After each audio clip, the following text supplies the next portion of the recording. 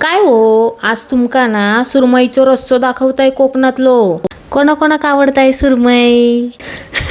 इतकं भारी वाटतं ना ही भाषा ऐकायला. हा, नुसती भाषा नका ऐकू, समोर रेसिपी चालू आहे ती पण बघा. व्हिडिओमध्ये जे जे सगळं दाखवलं आहे ते स्टेप बाय स्टेप फॉलो करा. त्यानंतर भाजलेले कांदे सुद्धा आपण मिक्सरमधनं काढून घेणार आहोत. मग आपण त्यानंतर सुरमई मॅरिनेट करायला ठेवणार आहोत. त्यासाठी मीठ, हळद हे सगळं सुरमईला चोळून घ्यायचं खालून वरून.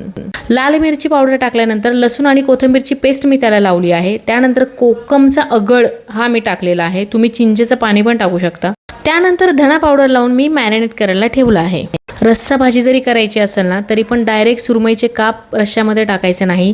हे या पद्धतीने तुम्ही फ्राय करून घ्यायचे आहेत आधी तव्यावर. जर तुम्ही डायरेक्ट सुरमई रश्श्यामध्ये टाकली तर त्याचा सगळा अर्क रश्श्यामध्ये उतरतो आणि सुरमई खायला पांचट लागते. सगळं वाटण परतल्यानंतर मसाल्यांमध्ये मी मालवणी मसाला, लाल तिखट, हळद आणि मीठ ही मसाले टाकली आहेत. त्यानंतर याला मस्त तेल सुटेपर्यंत छान परतून घ्यायचं आहे. तुम्ही पाहताय कढईला मसाला अजिबात चिटकत नाहीये, म्हणजे आपला मसाला व्यवस्थित परतून झाला आहे. आणि पाणी आपल्याला जसं पाहिजे त्यामध्ये पाणी टाकायचं आहे आणि मस्त फ्राय केलेली सुरमई तुम्हाला त्यामध्ये टाकायची आहे. असली तर्री सुटली होती भाजीला, इतका भारी रस्सा झाला होता तुम्हाला सांगते.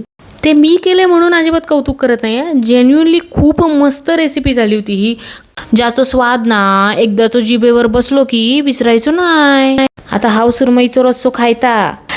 तोपर्यंत मस्त खा, मस्त दिसा. बाय.